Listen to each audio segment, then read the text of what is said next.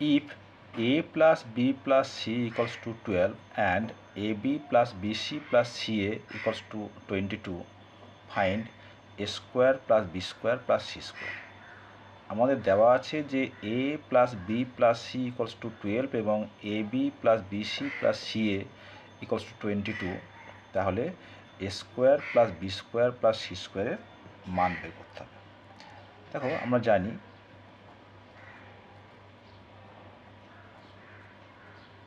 we know that a plus b plus c whole square equals to a square plus b square plus c square plus 2 into ab plus bc plus ca।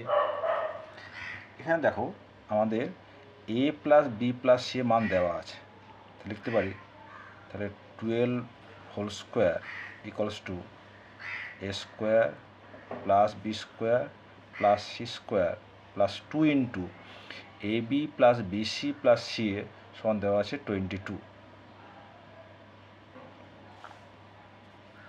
or